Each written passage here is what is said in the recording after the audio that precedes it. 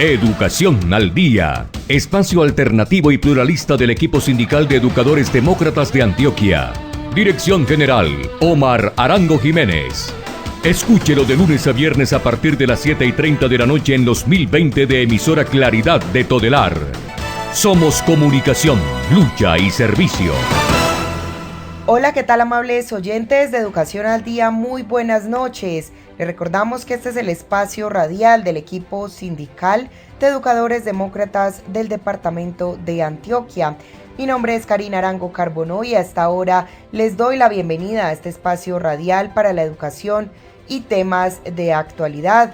A esta hora saludamos a quienes nos sintonizan a través de www.educacionaldia.com.co, también a través de nuestro canal de YouTube Educación al Día. Les recordamos que estamos en cadena con Radio Farallones y la cadena HSCH.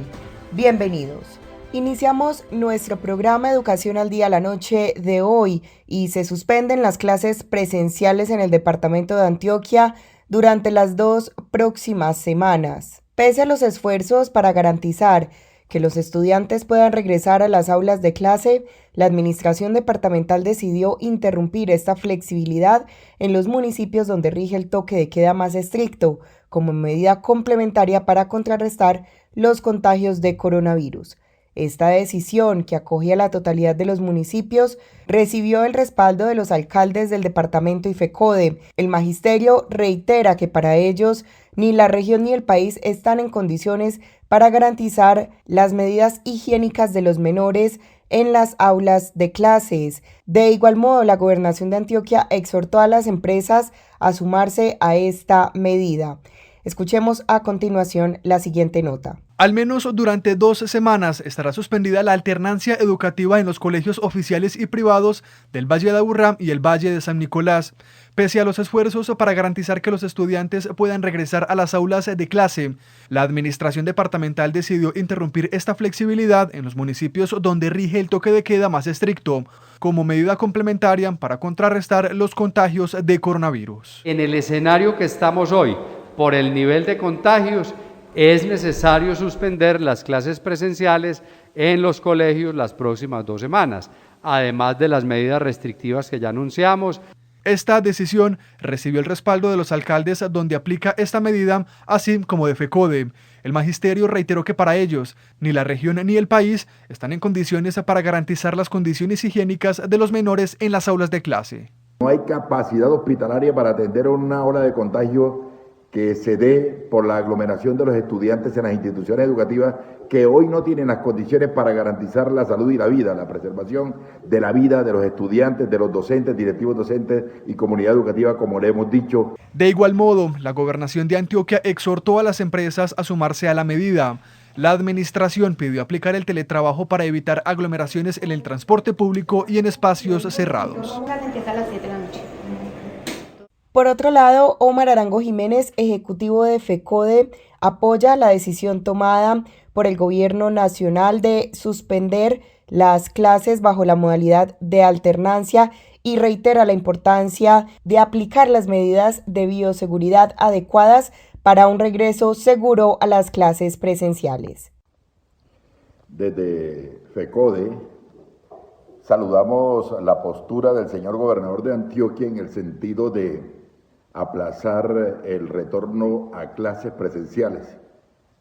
Lamentablemente lo hace solamente para algunos municipios del área metropolitana y del oriente del departamento de Antioquia, lo cual debería hacerse para todo el departamento de Antioquia, porque la situación que se vive en estos municipios también se vive en los otros municipios, donde no hay capacidad hospitalaria para atender una ola de contagio que se dé por la aglomeración de los estudiantes en las instituciones educativas que hoy no tienen las condiciones para garantizar la salud y la vida, la preservación de la vida de los estudiantes, de los docentes, directivos docentes y comunidad educativa, como le hemos dicho, cuando hemos objetado tajantemente la circular 26 que irresponsablemente ha expedido el Ministerio de Salud y Protección Social y el Ministerio de Educación. Por lo tanto, llamamos al Ministerio de Salud, al Ministerio de Educación, al Gobierno Nacional a que derogue esa circular 26 y posponga toda la alternancia para el país, porque la situación, la ola de contagio crece aceleradamente. El número de educadores y beneficiarios fallecidos hoy asciende a 1.300 personas. Entre ellos hay 700 u 800 educadores. En el departamento de Antioquia tenemos hoy, asciende a 1.300 personas. Entre ellos hay 700 u 800 educadores. En el departamento de Antioquia tenemos 162 educadores y beneficiarios que han muerto y de ellos 80 son docentes. Por lo tanto, creemos que la postura del señor gobernador no debe ser solamente para el área metropolitana y para estos municipios del Valle de San Nicolás, sino para todos los municipios del departamento de Antioquia, porque la vida de los niños, la vida de los docentes y directivos docentes, padres de familia y comunidad educativa está en riesgo. De igual manera, el Comité Ejecutivo de FECODE y su presidente William Velandia también se pronuncian ante el contenido de la circular externa número 26 de los Ministerios de Salud y de Educación en la insistencia de la implementación de la alternancia sin condiciones en instituciones educativas de algunos municipios del país. Escuchemos. Los más interesados en volver al aula de manera física presencial, porque nunca nos hemos alejado de ella, somos los maestros y maestras de Colombia. Sin embargo, está clara la intención del gobierno para que lo hagamos con el modelo de alternancia sin condiciones. La circular externa número 26 del Ministerio de Salud y del Ministerio de Educación no atiende lo exigido por el Magisterio y que se ratifica en la sentencia del Consejo de Estado, tampoco da cuenta del actual contexto y las alertas rojas que por la pandemia se presentan en varias ciudades del país. Las autoridades tienen la obligación de velar porque el sistema educativo avance de manera cierta, segura y decidida en la definición de condiciones que permitan el retorno gradual y progresivo de nuestros alumnos a las aulas con plena observancia de las normas de bioseguridad previstas por las autoridades nacionales y previendo aquellas situaciones particulares que se puedan presentar. La UNESCO, la UNICEF, la OMS sí han mostrado preocupación por lo que pasa hoy con nuestras instituciones educativas, pero también exigen que ese reabrir de nuestras escuelas y colegios tiene que atender a las condiciones, por lo cual demandan de los gobiernos reformas políticas, reformas financieras y un funcionamiento seguro, de tal manera que condiciones como el agua potable, el saneamiento y la higiene hagan parte con los elementos de bioseguridad que demanda esa escuela de la vida. Los maestros y maestros estamos listos, pero exigimos del gobierno se atienda lo que en los protocolos y hoy en esa escuela de la vida se exige para ese retorno seguro, sin que se amenacen a nuestras comunidades educativas. Y a propósito de esta suspensión de las clases presenciales en algunos departamentos y municipios del país, la segunda vicepresidenta y coordinadora de Derechos Humanos de FECODE, Marta Rocío Alfonso, explica propuestas realizadas por la Federación al Gobierno Nacional para garantizar la presencialidad con medidas de bioseguridad en las sedes educativas públicas. Con esto se devela los reales intereses de privatización que esconde la campaña emprendida por el partido de gobierno en contra de FECODE durante la Semana Santa, responsabilizando a los docentes de la no presencialidad en las instituciones educativas. Escuchemos. La campaña contra FECODE, orquestada desde el partido de gobierno, responsabilizándonos de la no presencialidad en los establecimientos educativos, oculta sus reales intereses. Desde junio de 2020, FECODE solicitó al Ministerio de Educación Nacional declarar la emergencia educativa para asignar recursos que posibilitaran adecuar las plantas para el retorno físico y universalizar la conectividad. No se acogió. Presentamos proposición al Congreso de la República para que se hiciera una adición al presupuesto 2021 de 650.000 millones de pesos para implementar los protocolos de bioseguridad. El gobierno nacional se opuso rotundamente. El presupuesto que existe es asignación 2020, 400.000 millones de pesos, de los cuales solo se ha ejecutado el 23% por parte de las entidades territoriales certificadas.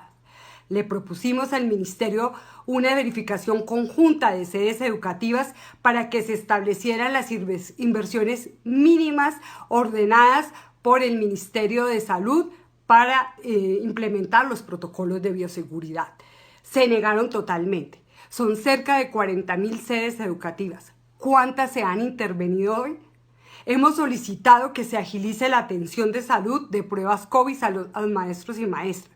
Hoy puede tardar hasta 8 días para que ordenen una de ellas. Así es imposible un testeo o un cerco epidemiológico a tiempo.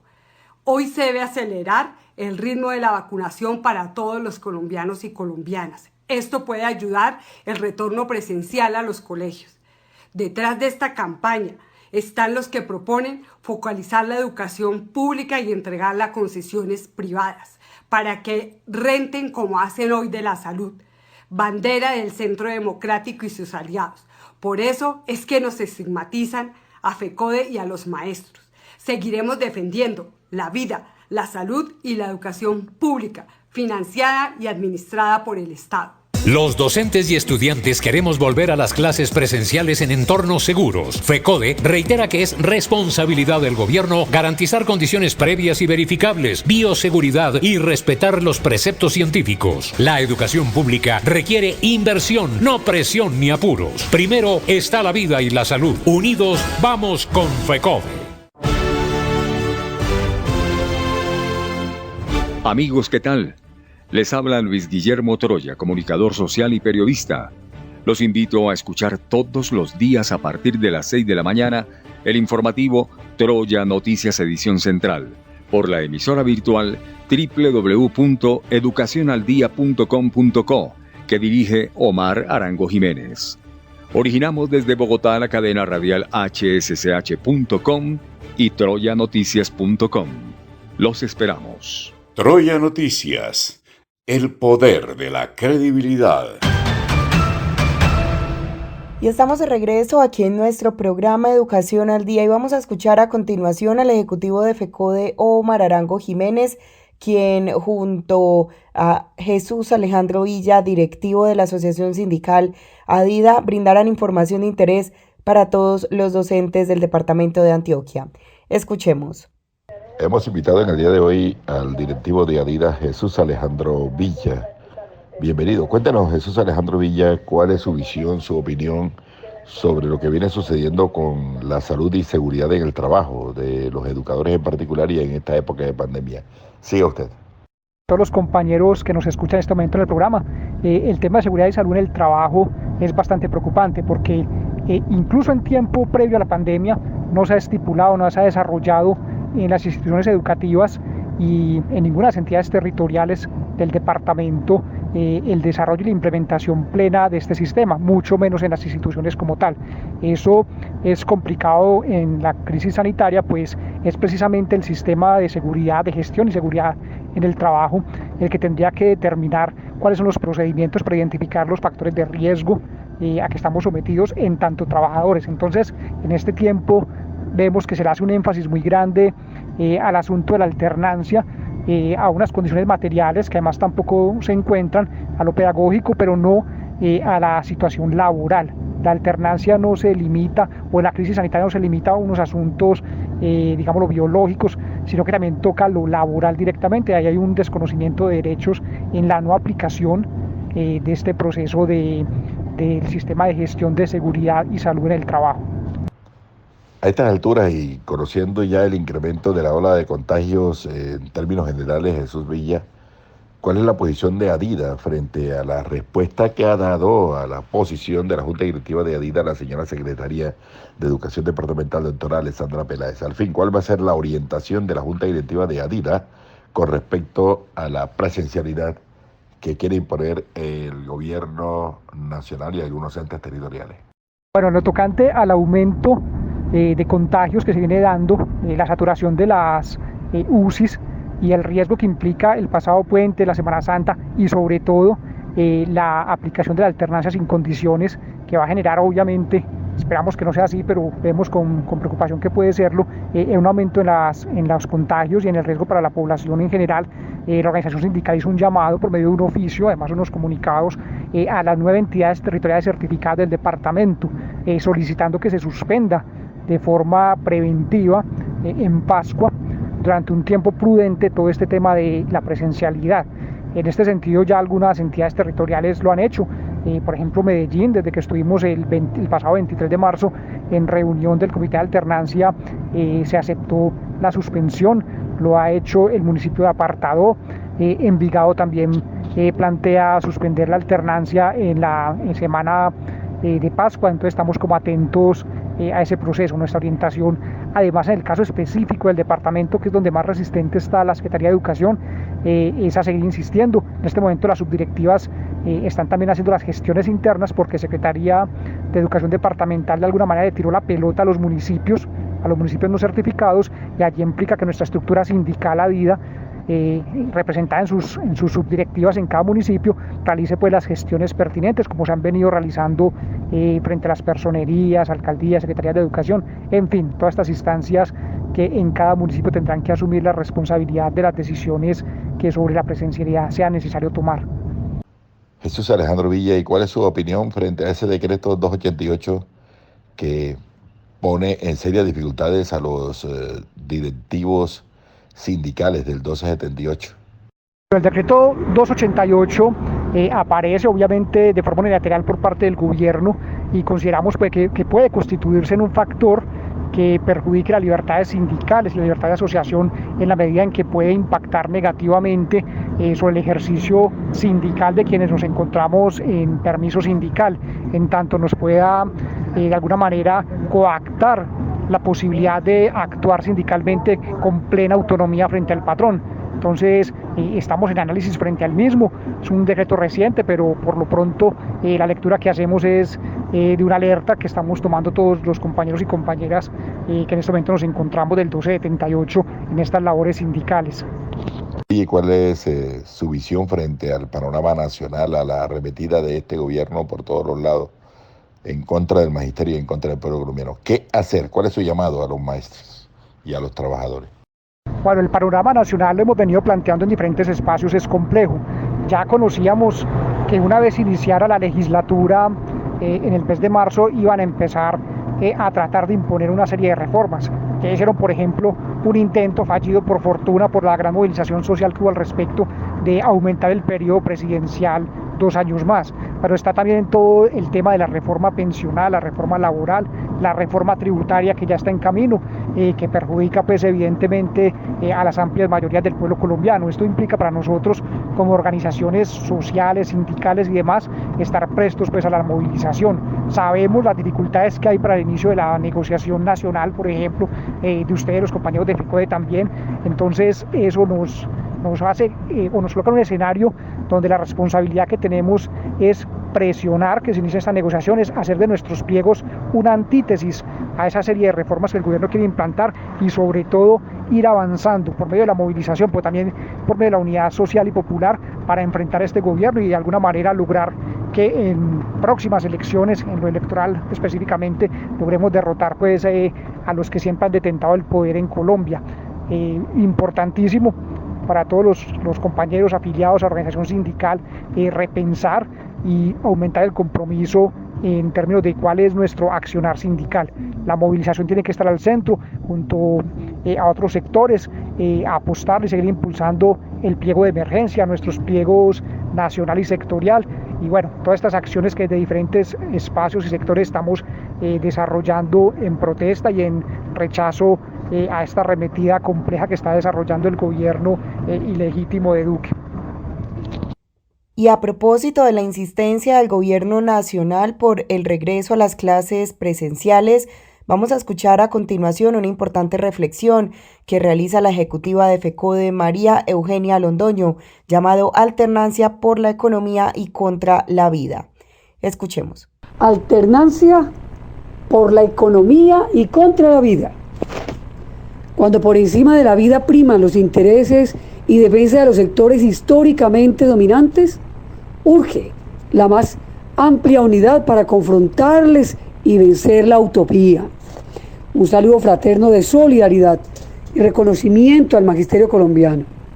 Denunciamos al Gobierno Nacional, al Ministerio de Educación Nacional, por la arremetida contra la educación pública estatal, por la arremetida contra el magisterio colombiano, que a través de ataques, estigmatizaciones, represión, acoso, señalamiento, todos ellos materializados en fallos políticos, mas no en derecho, desde el Poder Judicial, alineados con el Poder Legislativo y el Poder Ejecutivo, expiden fallo contra los factores salariales, fallo en contra del curso de los 8.000 maestros y maestras de la tercera cohorte, incidente de impacto fiscal contra las cesantías del magisterio, sentencia control de legalidad de la directiva ministerial número 11, ratificando la alternancia como política de muerte, decreto 074, por medio del cual la alcaldía de Bogotá declara retorno a la normalidad,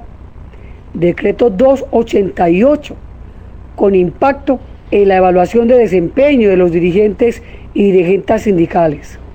Todo esto en un contexto a donde con 3 intentos fallidos aún no se instalan las mesas de negociación y la vida sigue en total desprecio y en total amenaza.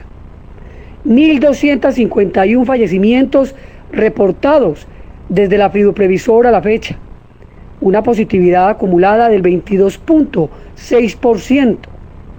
Por cada 1.346 colombianos hay mínimo un contagio, evidente subregistro que esconde las cifras reales. Curvas de contagio en ascenso, ocupación de UCIs en aumento. Bogotá representa el 30% del contagio a nivel nacional, y regiones como Ciénaga, Magdalena, todas las ciudades de la costa, la mayoría de las regiones del país en SOS, a las cuales les expresamos todo nuestro acompañamiento, solidaridad, presión, lucha.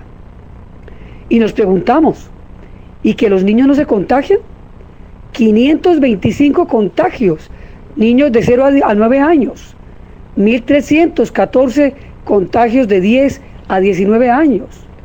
Pero ¿cómo va el proceso de vacunación? Con datos a marzo del 2021, 2.343.368 vacunas recibidas, y de ellas 1.024.358 dosis aplicadas, 53.118 segundas dosis. Solo se han aplicado el 30% de las vacunas adquiridas, o sea, menos de 40.000 vacunas diarias. Y el magisterio apenas en la tercera etapa de vacunación. El subregistro, nuevos contagios de instituciones educativas que han acatado la política de la muerte sin recursos, sin condiciones previas, sin condiciones verificables, demuestran que la realidad rebasa la expectativa. Queridos maestros, queridas maestras, la vida es nuestro derecho más preciado. La vida es un derecho fundamental. Defenderla es nuestra apuesta. Por eso llamamos a la resistencia, a la unidad, a la lucha con toda la comunidad educativa y con todos los sectores del país, y con toda la fuerza decimos: el momento es ahora, o el momento es ahora. Venga esa mano. Por otro lado, la segunda vicepresidenta de FECODE, Marta Rocío Alfonso, asegura que los maestros de Colombia han asumido la defensa de la educación pública en todos los aspectos y han luchado por garantizar la educación de los niños, niñas y jóvenes durante la pandemia. Los maestros y maestras de Colombia hemos tenido que asumir la defensa de la educación pública en todos los aspectos. No solo se han puesto todos los recursos para poder mantener la educación en medio de la pandemia, y se ha luchado porque el gobierno nacional brinde las condiciones para el retorno seguro. Situaciones como la del departamento de Amazonas, donde el abandono total de las instituciones, con el aeropuerto cerrado, que es la única posibilidad de conexión con el interior de Colombia, los maestros hoy no saben cómo se va a dar este retorno, ya que vemos las instituciones totalmente caídas, sin ningún recurso ni condiciones.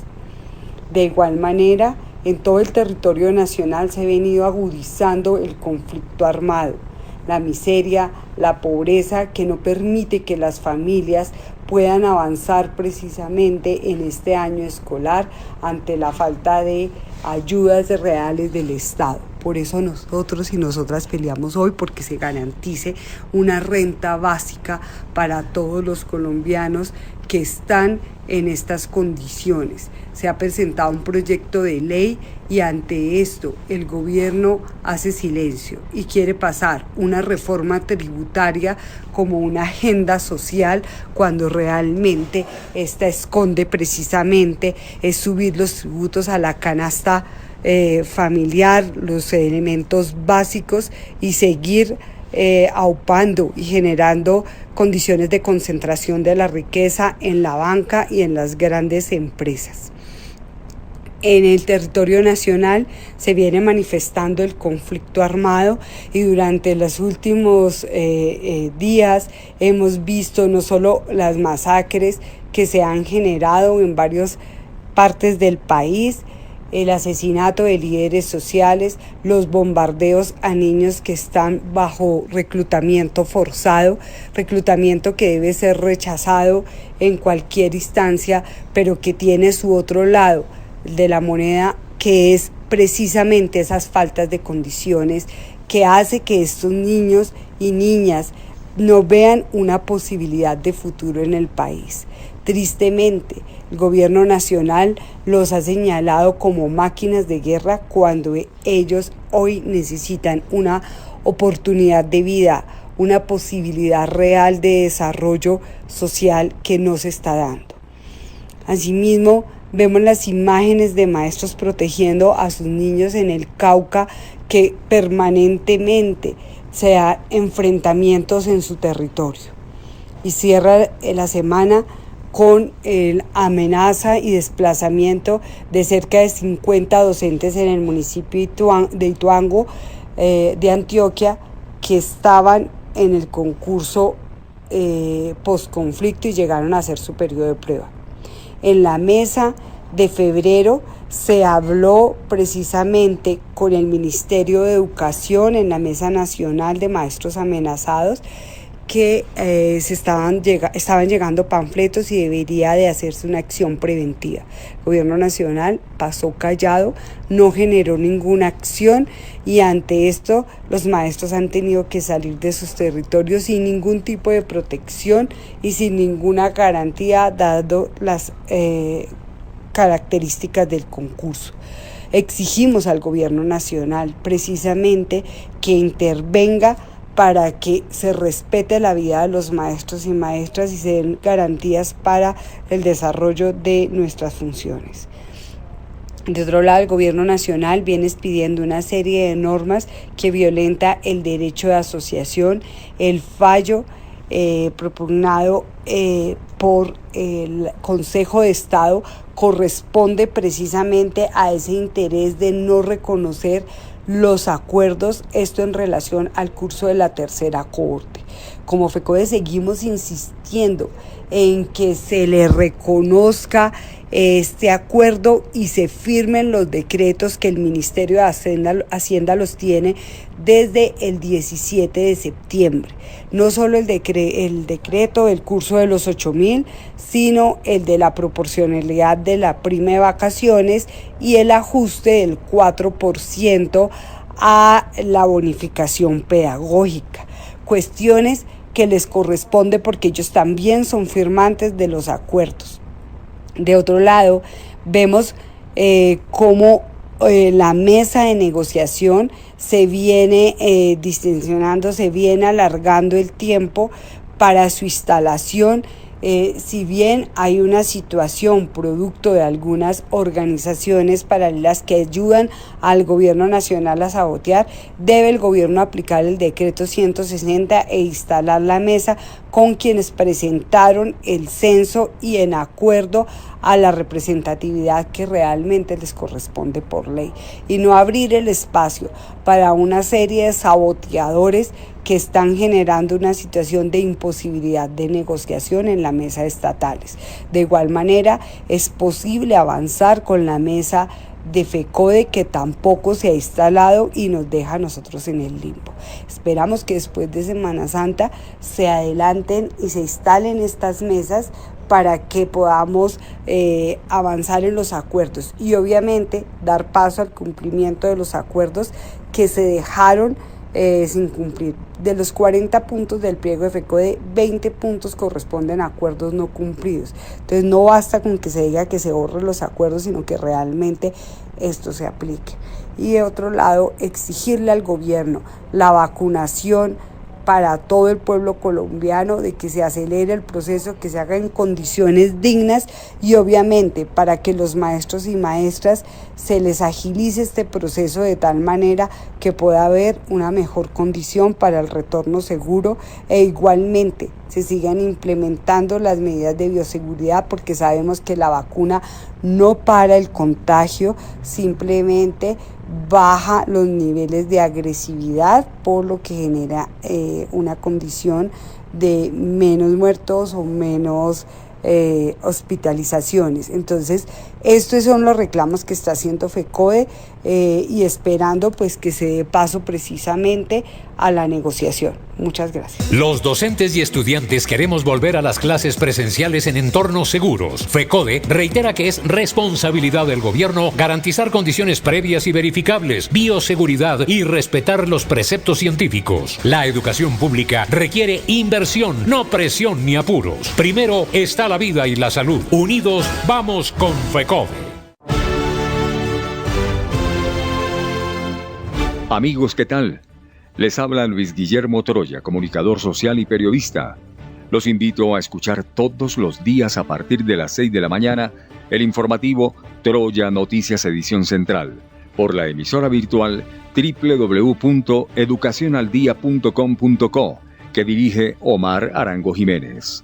Originamos desde Bogotá la cadena radial hsch.com y troyanoticias.com. Los esperamos. Troya Noticias, el poder de la credibilidad. Y estamos de regreso aquí en nuestro programa Educación al Día y vamos a escuchar a continuación un informe que realiza Jorge Cortés, ejecutivo de la CUT Colombia, sobre la reforma tributaria que quiere imponer el gobierno en medio de la pandemia. Escuchemos. Bueno, yo quiero señalar en primer lugar de este tema que durante los escasos 3 años de este gobierno ha presentado 3 proyectos de reforma tributaria. Eso lo que demuestra es la total improvisación de este gobierno. El último que presenta lo ha denominado, bueno, no lo ha presentado, lo que tenemos conocimiento es lo que han venido comentando las personas contratadas para esto, los expertos tributarios que trajeron del exterior, que son quienes están hablando de un proyecto de ley que el presidente ya mencionó un nombre que le llama Ley de Solidaridad Sostenible. Quiero decir en primer lugar que tal como lo presenta el presidente de la República es continuar con un proceso de limosnas hacia los más pobres de los colombianos, a lo cual nosotros nos oponemos. Claro, quien no tiene nada, si le dan una limosna, pues eso le sirve y van a salir a defenderlo seguramente.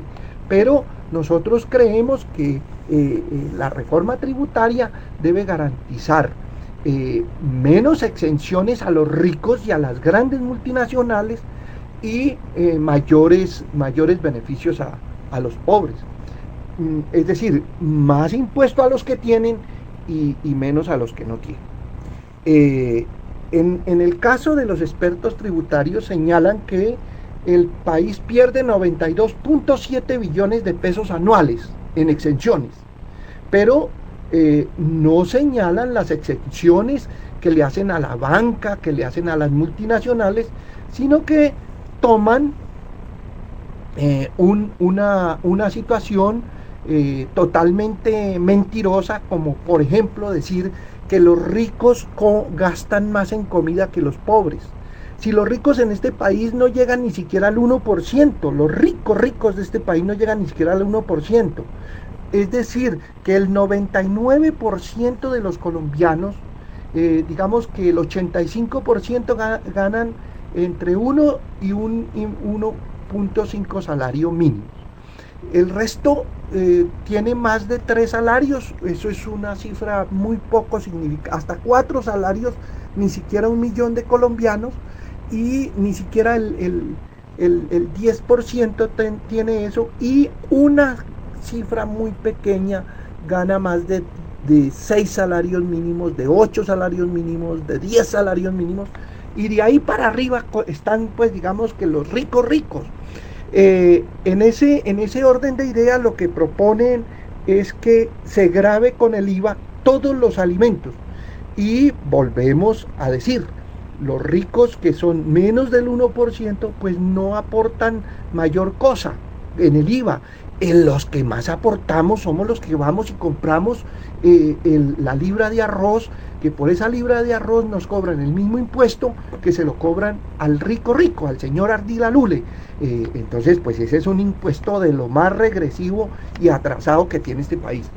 Gravar a todos con impuestos, dicen los expertos, gravar todos los salarios, gravar las pensiones, las rentas sociales, todas las empresas deben pagar, pero bajarle a los que pagan mucho para que sean afectadas todas las pequeñas, medianas, microempresas, e incluso informan y plantean que a la informalidad hay que meterla en la formalidad para gravarla con impuestos.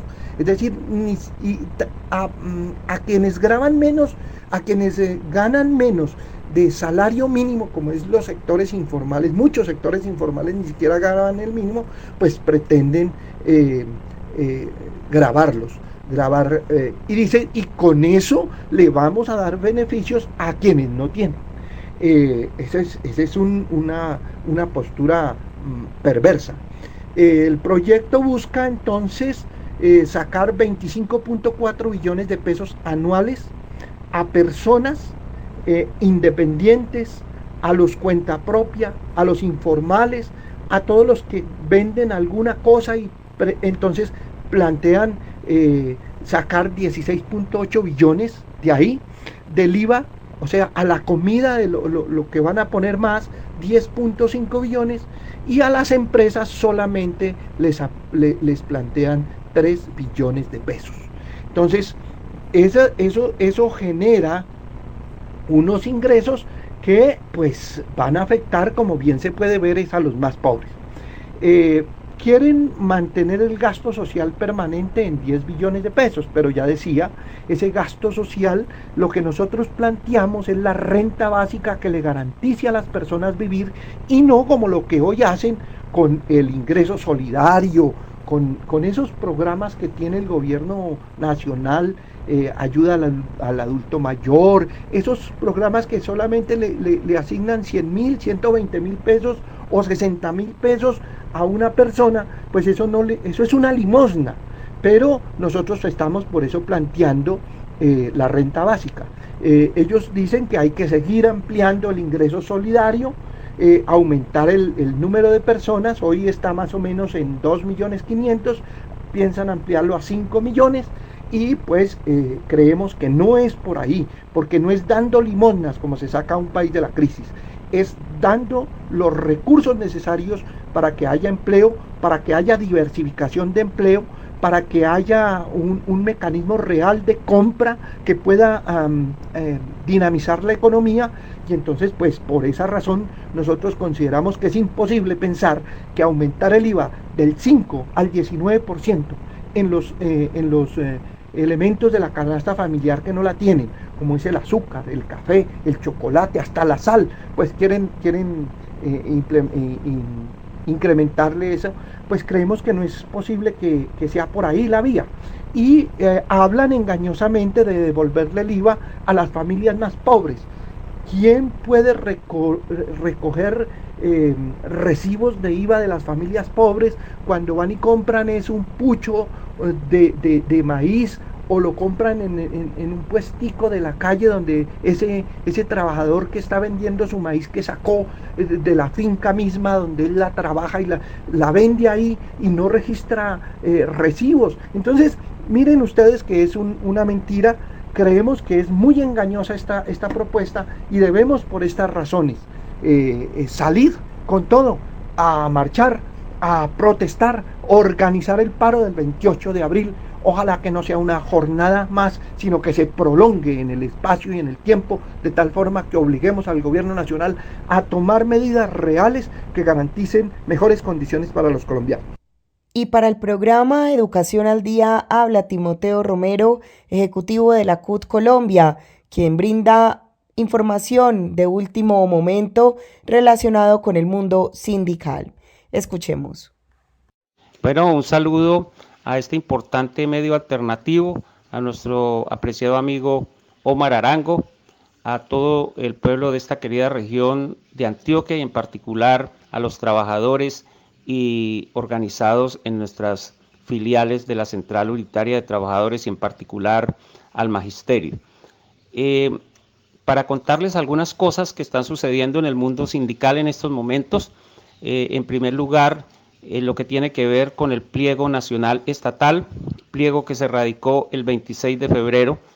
A esta altura llevamos 6 reuniones entre el gobierno y el comité negociador de las centrales, pero nos encontramos con otro problema como en el 2019, que aparecieron 10 centrales pequeñas, divididas también en federaciones, y están exigiendo 3 representantes por cada organización, lo cual se multiplicaría por 12, más 38 que estaban aprobados o acordados del 2019.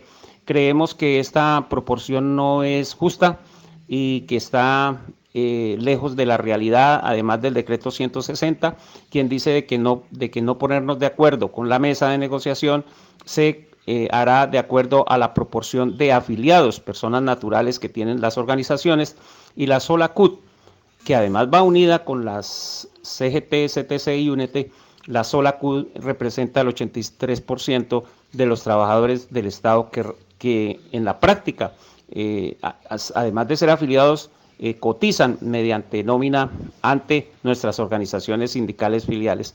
Por lo tanto, parece ser que al igual que el 2019 esto se irá a una confrontación jurídica, pero a diferencia del 2019 nosotros estamos seguros que el 160 nos da la razón y que estaremos muy pronto, esperamos, resolviendo este tema y iniciando el proceso de negociación, que es lo que le interesa y debe interesar a nuestros trabajadores colombianos del sector estatal y, entre otras cosas, a nosotros como dirigentes, buscar todos los mecanismos de unidad, pero hasta el momento han sido imposibles.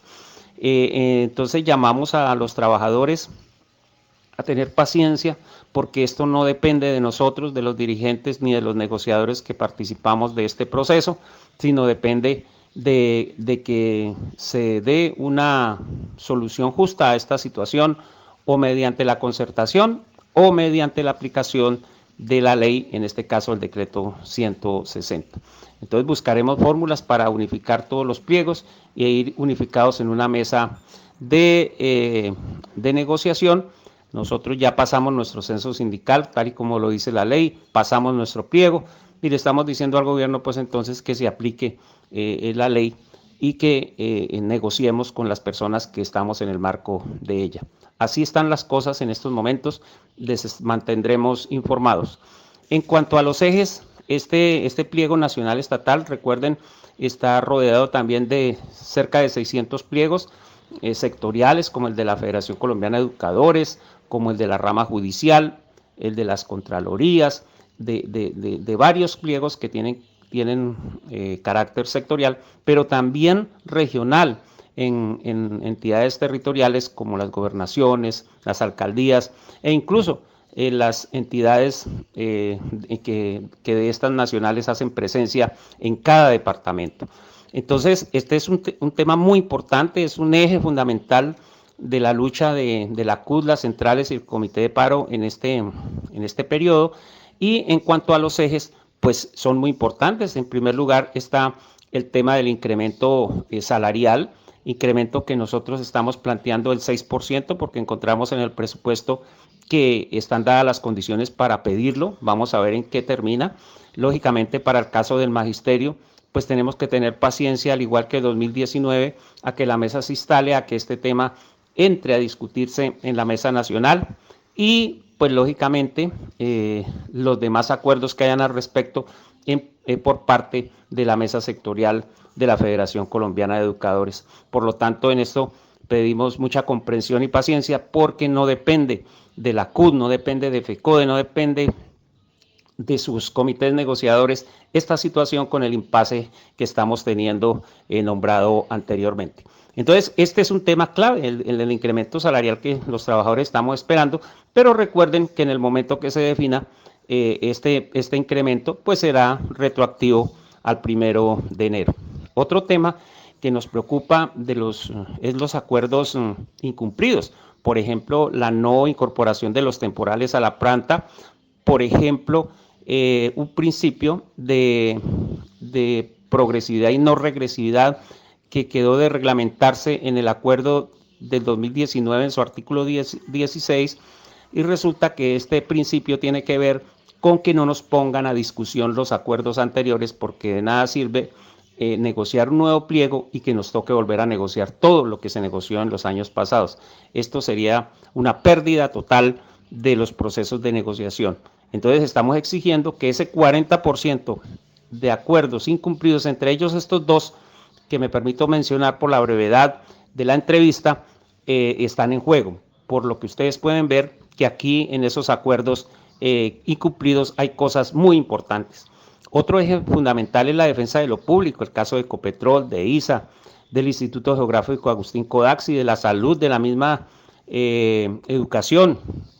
Estamos en contra de todos esos procesos de leyes que se han presentado en el Congreso, como el 010 en salud, como el que privatiza la rama judicial, como el que pretende reestructurar al Instituto Agustín Codaxi, es decir, como el 811 que pretendía seguir privatizando a Ecopetrol y de carambola a ISA con la compra de acciones, y que eso sigue en pie porque esa es la pretensión que tienen en estos momentos de seguir con lo que querían hacer con el CENID, hacerlo prácticamente en una forma figurada con ISA, entregándola mediante la compra de acciones a privados, y con esas acciones comprar a ISA.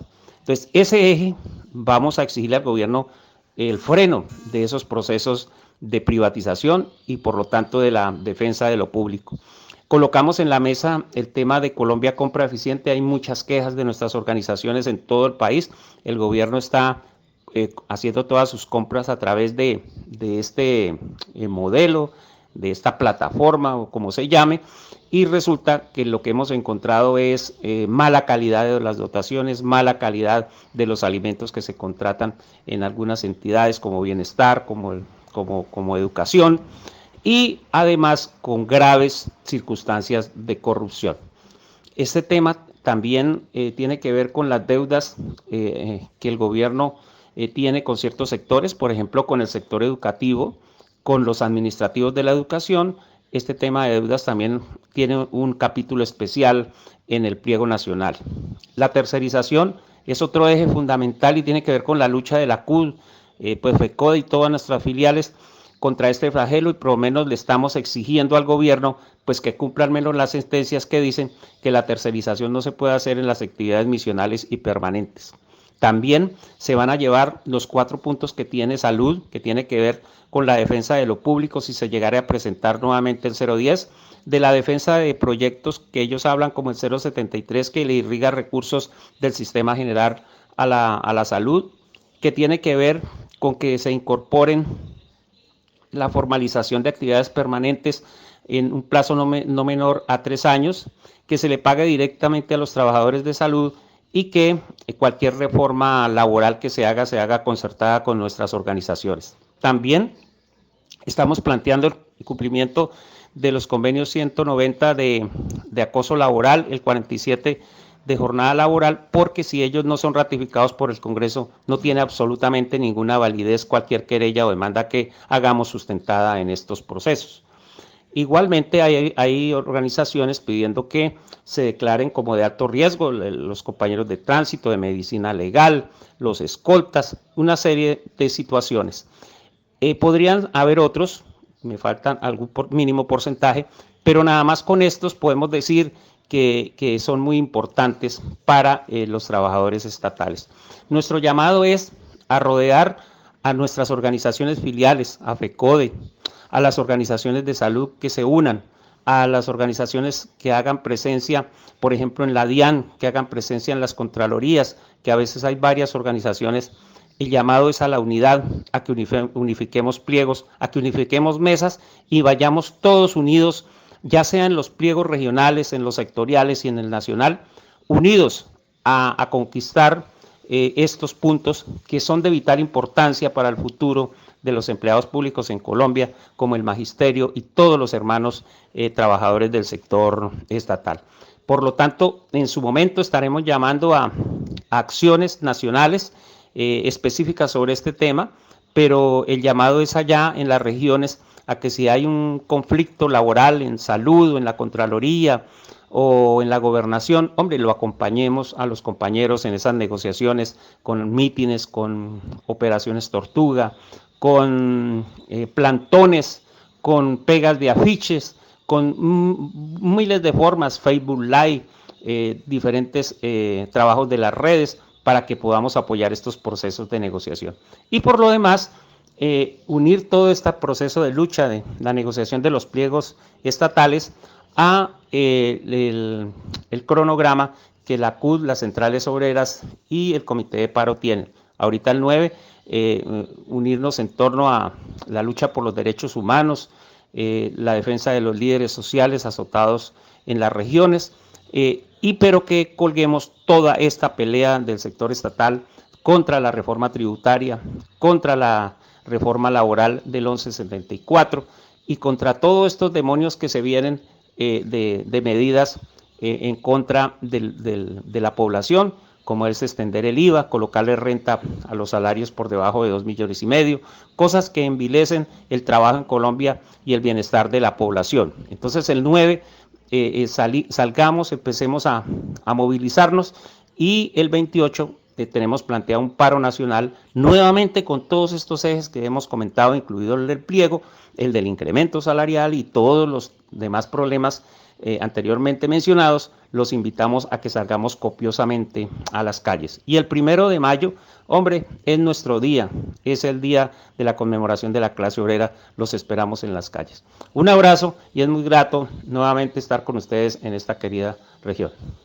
Y queremos despedir nuestro programa Educación al Día la noche de hoy compartiendo con ustedes el testimonio de una docente del municipio de Itagüí que ha resultado positiva para el COVID-19 y presenta denuncias relacionadas con la atención que ha recibido por parte de Red Vital. Mi nombre es Luz Adriana Sierra y laboro en la institución educativa Los Carlos Galán Sarmiento. Este pequeño video que estoy realizando el día de hoy es para mostrar mi inconformismo con nuestra EPS Red Vital. Les comento que fui positiva para COVID, los síntomas me empezaron el día 13 de marzo, el cual me tiró a la cama con muchos síntomas, dolor en el cuerpo, dolor de cabeza, en las articulaciones, mucha tos, la boca muy seca.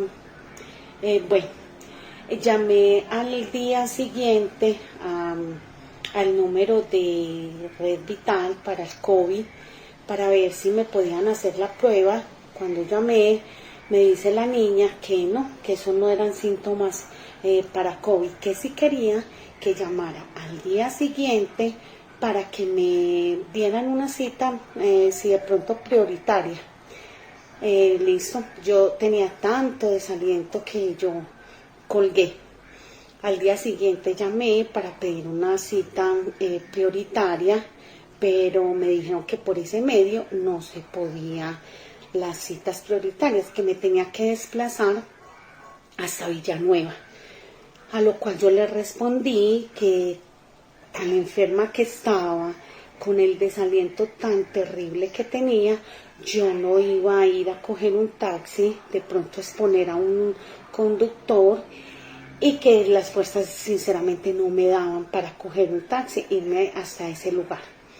A lo que ella me respondió que eso era lo único que podía hacer por mí. Listo, colgué el teléfono. Entonces seguí pues tomándome los medicamentos que yo me automediqué para la gripa, tomando bebidas calientes.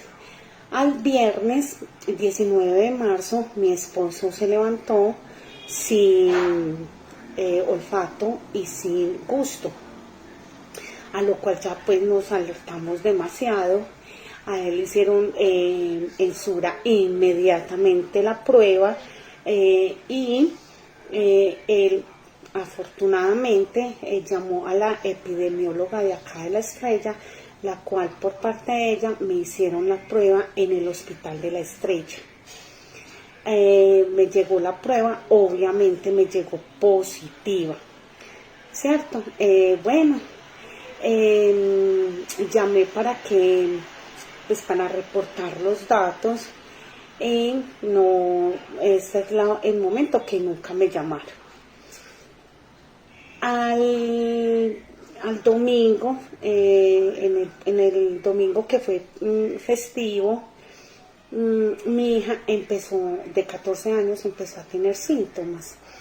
Esos síntomas eran de tos, mareo, dolor de cabeza. Al lunes festivo llamé nuevamente a la línea de COVID de Red Vital, lo cual la chica me respondió que solamente me podían atender hasta el día jueves, que el doctor que me atendiera determinaba si había que hacer prueba o no. Pues sinceramente yo les dije que no, pues que eso era una cosa muy urgente, que era una menor de edad que estaba viviendo con 2 personas positivas para COVID y que ya tenía síntomas, que cómo era posible que yo iba a esperar hasta el jueves. Bueno, nuevamente mi esposo llamó a la epidemióloga, la epidemióloga de La Estrella nos mandó a hacer la prueba para la niña por el hospital y listo, salió positiva. Yo llamé a Red Vital para informar que la niña había salido positiva, que era menor de edad, que para que por favor me le hicieran seguimiento. Esta es la hora que no me han llamado, no han llamado a decir cómo está, qué se está tomando. Entonces, muchachos, compañeros docentes, de verdad, estamos llevados del berraco, y me perdonan la expresión, con esta Red Vital. Yo ya puse la denuncia en la EPS, lo cual no me han respondido. Llamé, hice la denuncia a la Superintendencia de la Salud. Me llamaron que le iban a hacer extensiva la queja a Red Vital. Tampoco me han llamado por esa queja que les puso la superintendencia. Puse la queja ante la Secretaría de Educación de Itagüí. Esperemos a ver qué pasa, pero muchachos, definitivamente los que tengan hijos y que menores de edad y que los puedan pasar para la EPS de sus cónyuges sería lo mejor, porque definitivamente estamos muertos y enterrados con la EPS Red Vital. Amables oyentes, hemos llegado al final de nuestro programa Educación al Día. Les recordamos que este es el espacio radial del equipo sindical de educadores demócratas del departamento de Antioquia. Les recuerdo que soy Karina Arango Carbonó y agradecemos a todos por su sintonía. Les recordamos que nos pueden escuchar de lunes a viernes a través de www.educacionaldia.com.co de 7:30 de la noche a 8:30. También pueden sintonizarnos a través de nuestro canal de YouTube. También estamos en cadena con Radio Farallones y la cadena HSCH. Feliz noche para todos. Educación al Día, espacio alternativo y pluralista del equipo sindical de educadores demócratas de Antioquia. Dirección General, Omar Arango Jiménez. Escúchelo de lunes a viernes a partir de las 7:30 de la noche en los 1020 de emisora Claridad de Todelar. Somos comunicación, lucha y servicio.